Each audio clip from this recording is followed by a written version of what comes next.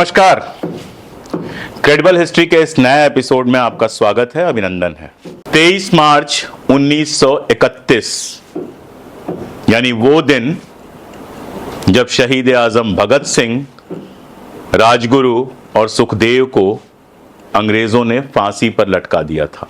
वो दिन जो हर भारतीय के हृदय में एक गौरव का भाव भी पैदा करता है और एक दर्द का भाव भी। भगत सिंह को शहीद आजम क्यों कहा जाता है? देश की पूरी आजादी की लड़ाई में हजारों लोग शहीद हुए, फांसियों पर चढ़ा दिया गया, गोलियां मारी गईं, जेलों में सड़ा कर मार दिया गया। कितने सारे लोग थे जो अंडमान की जेलों में सड़कर मर गए लेकिन माफिया नहीं मांगी।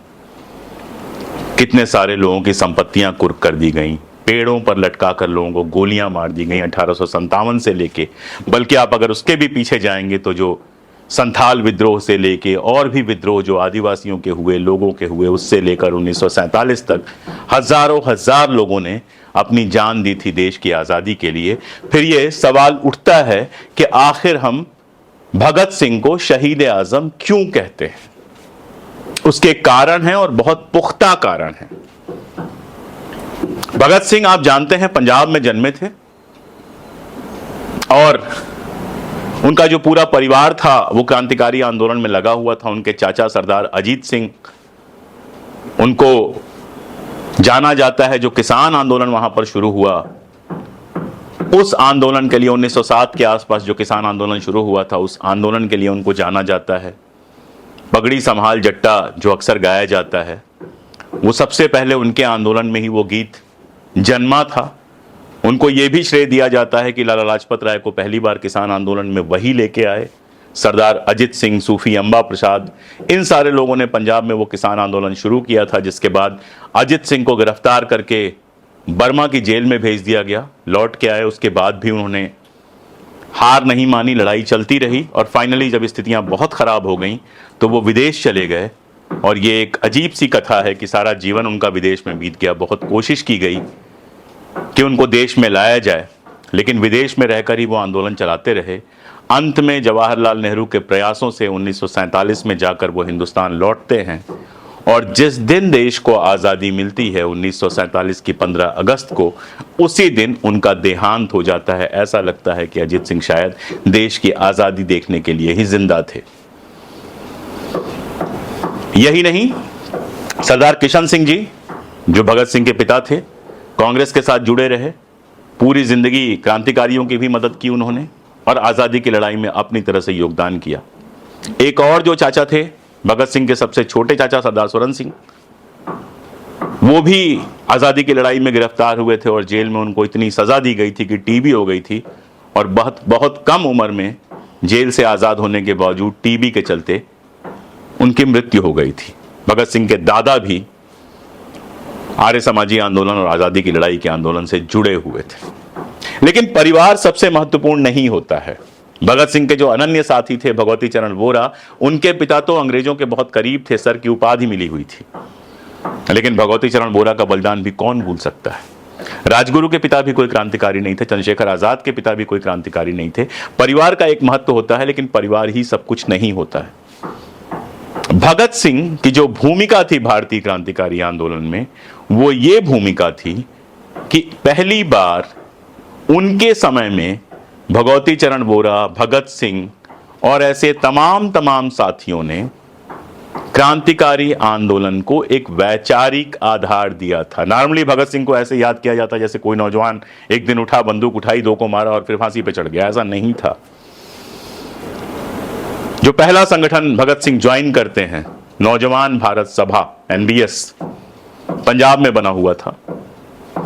अगर उसके घोषणा पत्र को पढ़ें या एक किताब है उसके इतिहास पर, कॉमरेड रामचंद्र की, जो उसके पहले संयोजक थे, अगर उसको आप पढ़ेंगे तो आप देखेंगे कि नौजवान भारत सभा पंजाब में और इस बहाने पूरे देश में एक नए तरह के क्रांतिकारी आंदोलन की बात कर रही थी, जिसकी 2 सबसे महत्वपूर्ण बातें थी। पहली बात, सांप्रदायिक एकता।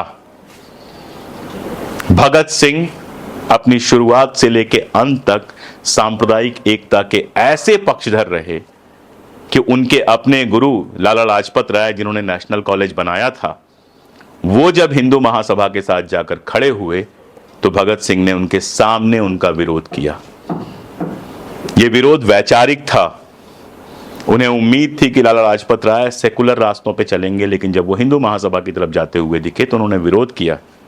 लेकिन याद कीजिए कि साइमन कमीशन के विरोध में उन्हीं लाला लाजपत राय पे जब लाठियां पड़ी और उनकी मृत्यु हो गई तो उनको मारने वाली जो अंग्रेज सरकार थी उससे बदला लेने के लिए भगत सिंह गए। ये होता है सम्मान और ये होता है विचारधारा पर टिकना। एक तरफ वो अपनी सांप्रदायिकता विरोधी विचारधारा पर पूरी तरह से टिके हुए थे, इसलिए लाला लाजपत राय का भी विरोध करने जाते हैं।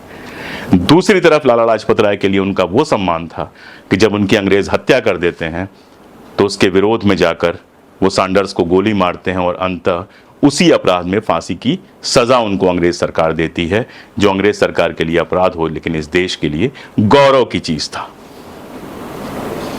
सांप्रदायिक एकता की मिसाल पर बात करते हुए कॉमरेड रामचंद्र की जिस किताब का मैंने नाम लिया, जो पहले संयोजक थे नौजवान भारत सभा के, वो बताते हैं कि सांप्रदायिक एकता को बल देने के लिए लाहौर में, और लाहौर एक तरफ मुस्लिम लीग का अड्डा था, दूसरी तरफ हिंदू महासभा का भी अड्डा था, आर्य समाज भी वहां पे काम कर रहा था। उस दौर में सबसे ज्यादा अखबार भी वहीं से निकलते थे।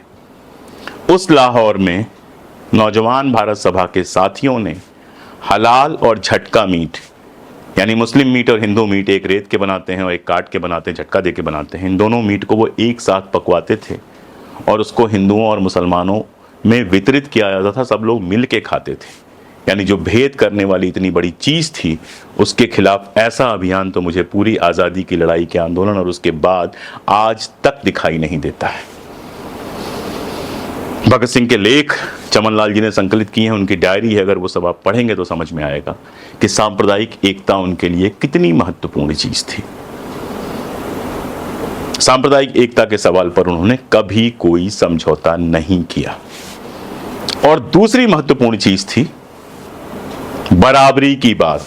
भगत सिंह एक जगह लिखते हैं कि अगर देश से गोरे अंग्रेज चले जाएं, उनकी जगह काले अंग्रेज आ जाएं, तो इस आज़ादी का यहाँ किसानों, मजदूरों और आम लोगों के लिए कोई महत्व नहीं है। यानी वो एक ऐसा समाज बनाने की बात कर रहे थे जहां अमीरी और गरीबी का भेदभाव न हो। जहां तक हथियारों वगैरह की बात है, ठीक बात है कि भगत सिंह ने गोली चलाई, लेकिन अगर आप देखेंगे तो दो चीजें आपको नजर आएंगी। भगत सिंह के पहले का जो क्रांतिकारी आंदोलन था, चाहे वो बंगाल के अनुशीलन समिति हो या शुरुआती एचआरए हो, मैं बात करूंगा एचआरए के एचएसआरए बनने पर, इन सब में धर्म का बहुत अंश था। काली पूजा होती थी, बाकी सारी चीजें होती थी। भगत सिंह का जो संगठन था वहां धर्म का कोई रोल नहीं था। भगत सिंह खुद सिख थे, आर्य समाजी परिवार से आते थे, लेकिन आर्य समाज की, सिखी की, हिंदू की, मुस्लिम की, किसी की भी कोई धार्मिक परंपरा नहीं थी। एचएसआरए में शामिल होने वाले लोगों को कोई भी धार्मिक प्रतिज्ञा नहीं लेनी पड़ती थी, धर्म की बात ही नहीं होती थी, सभी धर्मों का समान स्वागत होता था। दूसरी तरफ वो समाजवाद की बात करते हैं। एचआरए जो था, हिंदुस्तान रिपब्लिकन आर्मी, जब उसमें वो शामिल होते हैं तो दिल्ली में एक मीटिंग होती है। उस मीटिंग में वो प्रस्ताव रखते हैं कि इसका नाम बदलकर हिंदुस्तान सोशलिस्ट रिपब्लिकन आर्मी रखा जाए। एचआरए क्या था? हिंदुस्तान रिपब्लिकन एसोसिएशन, यानी अमेरिका के तर्ज पर एक रिपब्लिक बनाने की बात थी। अमेरिका का तर्ज क्या है? वही जिसको लेके राहुल गांधी को भी बहुत ट्रोल किया जाता है, यूनियन ऑफ स्टेट्स। अलग अलग राज्य हैं, उन राज्यों का एक फेडरल स्ट्रक्चर, एक संघीय ढांचा जिसमें उनके अपने अधिकार भी सुरक्षित होंगे और एक केंद्र होगा जो उन सबको संचालित भी करेगा। यही यूनाइटेड स्टेट्स ऑफ अमेरिका का मतलब ही यही है कि सारे स्टेट्स मिलकर एक अमेरिका का निर्माण करते हैं। इसी तरह के रिपब्लिकन देश बनाने की जो कामना थी वो एचआरए की थी, हिंदुस्तान रिपब्लिकन एसोसिएशन की, जिसमें सचिंद्र नाथ सान्याल और बाकी सारे लोग थे। इसके साथ जोड़ते हैं समाजवाद, socialism, HSRA, Hindustan socialist Republican association. यानी ये रिपब्लिक तो होगा, फेडरल स्ट्रक्चर तो होगा, लेकिन इसका उद्देश्य क्या होगा? इसका उद्देश्य अमेरिका की तरह पूंजीवादी नहीं होगा। इसका उद्देश्य जो होगा वो समाजवादी होगा, यानी ये बराबरी की दिशा में काम करेगी। रूस में जो समाजवादी क्रांति हुई थी उससे काफी प्रभावित थे हमारे सरदार भगत सिंह। तो समाजवाद और सांप्रदायिकता की मुखालिफत, इन दो चीजों को लेकर भगत सिंह के व्यक्तित्व का निर्माण होता है। और इसीलिए मरने के पहले अगर उनके लिखे हुए लेख आप देखें या नौजवानों के नाम जो उन्होंने पत्र लिखा है उसको अगर आप देखें तो उसमें वो साफ साफ कहते हैं कि इस देश में गरीबी हटानी होगी, लोगों को एक बराबर बनाना होगा, हर तरह की धार्मिक विभेद की चीजें खत्म करनी होंगी और एक ऐसा देश बनाना होगा जहां कोई किसी का शोषण न कर सके। हिंसा के सवाल पर आखिरी बात मैं करूंगा। अक्सर यह मान लिया जाता है कि भगत सिंह पिस्तौल लेकर चलने वाले एक क्रांतिकारी थे। सच भी है, पिस्तौल हमेशा उनके साथ रही, लेकिन भगत सिंह को पढ़ते ये बात लगातार समझ में आती है कि जिसको उस जमाने में व्यक्तिगत आतंकवाद कहा जाता था, यानी पर्सनली आप बंदूक से हमला करते हैं, उसमें पूरी नीति थी आचार्य की, जिसमें अंग्रेज अफसरों को मारना, अंग्रेजों के जो मुखबिर थे उनको मारना, ये सारा कुछ, या लूटपाट करना, ये सब शामिल था। भगत सिंह इसको लेकर लगातार विचार कर रहे थे।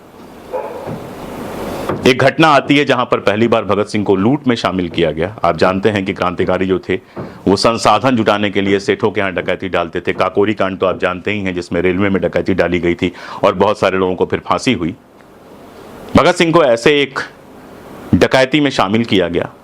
वो राजी नहीं थे इसके लिए, लेकिन पार्टी का ऑर्डर था तो उन्होंने मान लिया। वो गए डकैती में और बताते हैं कि जब वहां से निकले तो उन्होंने जबरदस्त उल्टियां हुई। उसके बाद कभी उन्होंने डकैती नहीं की। वो डकैती का जो पूरा मॉडल था उसको एक क्रांतिकारी संगठन के लिए सही नहीं मानते थे और लगातार वो इस बात पर बात कर रहे थे कि इस तरह की हिंसा से बचते हुए एक बड़ा संगठन बनाना पड़ेगा जिसका बेस मजदूरों में हो, किसानों में हो, जो लोकतांत्रिक तरीके से देश की सत्ता पर कब्जा कर सके, अंग्रेजों को बाहर निकाल सके। तो हथियार उन्होंने उठाया जरूर, लेकिन उनकी क्रांति सिर्फ हथियारों तक सीमित नहीं थी। मेरा अपना मानना है कि अगर उस कच्ची उम्र में उनको फांसी नहीं हुई होती, जन आंदोलनों को लेकर वो और लंबा विचार कर पाते, तो शायद हमें एक अलग भगत सिंह दिखाई देते। और इसकी वजह है, आप देखेंगे कि आखिर जो संसद में बम कांड हुआ, उन्होंने बम फेंका, वो क्यों फेंका? वो पहुंच चुके थे संसद में, बंदूक थी उनके पास, चाहते तो 2-4 लोगों की हत्या आराम से कर सकते थे। ये तो उनको मालूम था ही कि फांसी हर हाल में होनी है, लेकिन वहां पर वो ये बताना चाहते थे कि जो लगातार क्रांतिकारियों को बदनाम किया जा रहा है आतंकवादी कह के, तो क्रांतिकारी आतंकवादी नहीं है।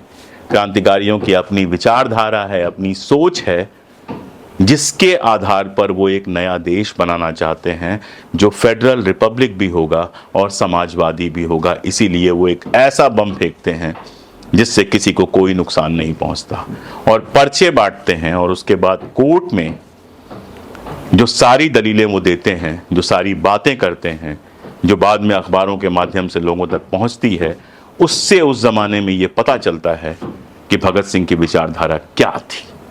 इसके अलावा उन्होंने 3-4 किताबें भी लिखी थी जो नष्ट हो गई, या तो अंग्रेजों ने नष्ट कर दिया या जिन साथियों के पास थी उन्होंने इस डर से नष्ट कर दिया कि अगर मिल गया तो गिरफ्तार हो जाएंगे वो। लेकिन उनकी जो डायरी है वो ज़रूर मिलती है, जेल डायरी, जिसके अगर आप कोटेशंस देखेंगे, कहीं मार्क्स का कोटेशन है, कहीं किसी का कोटेशन है, उनको पढ़ते हुए समझ में आता है कि भगत सिंह एक शानदार विचारधारा वाले क्रांतिकारी के रूप में हमारे सामने उपस्थित हैं।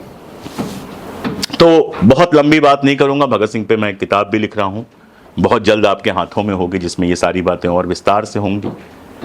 अभी बस इतना ही कि भगत सिंह को अगर आप ये समझते हैं कि वो बस बंदूक उठाकर बंदूक चला देने वाले आदमी हैं, तो आप गलत हैं। अगर आप हिंदू मुस्लिम में भेद करते हैं और भगत सिंह को अपना नायक मानते हैं, तो भगत सिंह आपके नायक हो ही नहीं सकते। भगत सिंह वो पहले क्रांतिकारी थे जिन्होंने सांप्रदायिकता पर खुलकर लिखा और जाति भेद पर खुलकर लिखा। अछूत समस्या पर उनका एक लेख है और यही वजह है कि जब उनको फांसी हुई तो चाहे वो डॉक्टर अंबेडकर हों, चाहे पेरियार हों, इन सब ने उन्हें अलग से श्रद्धांजलि दी, क्योंकि जाति समस्या पर बात करने वाले वो पहले क्रांतिकारी थे। तो अगर आप अपने जाति के गर्व में डूबे हुए हैं तो आप भगत सिंह के अनुयायी हो ही नहीं सकते। अगर आप सांप्रदायिक हैं तो आप भगत सिंह के अनुयायी हो ही नहीं सकते। अगर आप अमीरी गरीबी के भेद को खत्म नहीं करना चाहते तो आप भगत सिंह के अनुयायी हो ही नहीं सकते। बंदूक तो कोई गुंडा भी उठा लेता है, बंदूक तो कोई बदमाश भी उठा लेता है। भगत सिंह की बंदूक देश की आज़ादी के लिए, अमीरी गरीबी से मुक्ति दिलाने के लिए, सांप्रदायिकता से मुक्ति दिलाने के लिए, जाति भेद से मुक्ति दिलाने के लिए उठी थी। तो अगर आप भगत सिंह को वाकई अपना हीरो मानते हैं तो आईने में खुद को देखिए, गंभीर निगाहों से देखिए, और अगर कहीं उसमें सांप्रदायिकता और जाति भेद दिखता है तो उसको ख़त्म करने की कोशिश आज से ही शुरू कर दीजिए भगत सिंह का अनुयायी होने का, तभी कोई दावा आप कर पाएंगे।